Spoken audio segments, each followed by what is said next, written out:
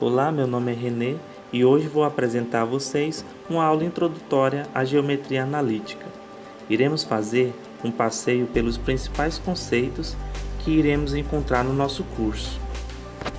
A geometria analítica está fundamentada na ideia de representar os pontos da reta por números reais e pontos do plano por pares ordenados de números reais.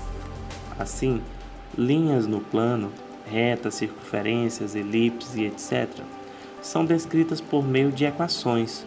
Com isso, é possível tratar algebricamente algumas questões geométricas, como também interpretar de forma geométrica algumas situações algébricas. Tudo começou com o filósofo, físico e matemático francês René Descartes, lá no século XVII. Existe uma lenda por trás dessa história. Conta a lenda que René Descartes tinha uma saúde frágil e era dispensado da escola nos dias em que não se sentia bem, sendo permitido estudar em casa, o que fazia sempre deitado, costume este que lhe rendeu uma fama de preguiçoso. Um dia, estando deitado, observou uma mosca que se movia no teto e estudou os movimentos do pequeno inseto. Pensou então numa base quadriculada para estudar posições e movimentos em um plano. Essa ideia de utilizar um referencial definido por dois eixos, com uma origem comum, permitiu a representação de pontos no plano, com a ajuda de pares ordenados. Descartes provou que a posição de um ponto no plano podia ser definida e determinada com base nas distâncias x e y. Há dois eixos perpendiculares fixos, referencial cartesiano. O nome Descartes, em latim, dizia-se Cartesius, e foi daí que derivou cartesianos, em homenagem a René Descartes. O plano cartesiano é um objeto matemático, plano e composto por duas retas numéricas perpendiculares, ou seja, retas que possuem apenas um ponto em comum, formando um ângulo de 90 graus. Esse ponto comum é conhecido como origem e nele é marcado o número zero de ambas as retas.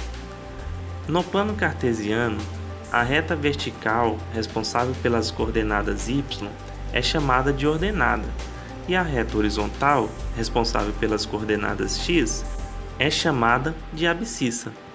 Como você pode perceber, esses dois eixos cortam o plano em 4 regiões, que chamaremos de quadrantes. Esses quadrantes são numerados em sentido anti-horário, partindo do primeiro quadrante, que fica à direita do eixo y e acima do eixo x, como você pode ver na figura.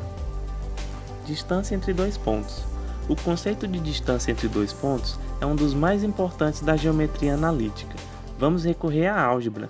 Dados os pontos A e B, sabemos que a distância entre esses dois pontos é o comprimento do segmento AB.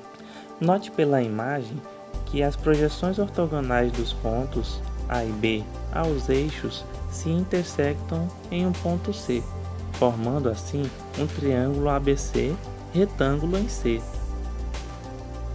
sendo que o segmento AB é a hipotenusa desse triângulo. Portanto, para calcularmos a distância entre os pontos A e B, basta aplicarmos o teorema de Pitágoras. E o resultado obtido é a fórmula para a distância entre dois pontos no plano. Ponto médio de um segmento. Há situações em geometria analítica que envolvem mediatrizes de segmentos, medianas e mediatrizes de triângulos e outros assuntos relacionados com o ponto médio de um segmento. O cálculo das coordenadas do ponto médio é bem simples. Podemos resumir da seguinte forma: a abscissa do ponto médio é a média aritmética entre as abscissas do ponto A e B, e a ordenada do ponto médio é a média aritmética das ordenadas dos pontos A e B. Condição de alinhamento de três pontos. O alinhamento de três pontos pode ser determinado aplicando o cálculo do determinante de uma matriz de ordem 3. Ao calcular o determinante da matriz construída utilizando as coordenadas dos pontos em questão e encontrando valor igual a zero, podemos afirmar que existe colinearidade dos três pontos. Equações da reta. As equações da reta podem ser obtidas por meio das equações de primeiro grau. Concentrando-se no estudo das retas e a sua representação no plano cartesiano, a equação da reta nos permite diferentes formas de representação. Algumas propriedades e condições são elementares para interpretar o seu comportamento. As principais equações da reta são: equação fundamental da reta, equação geral, equação reduzida, equação paramétrica e equação segmentária. Inclinação da reta e coeficiente angular.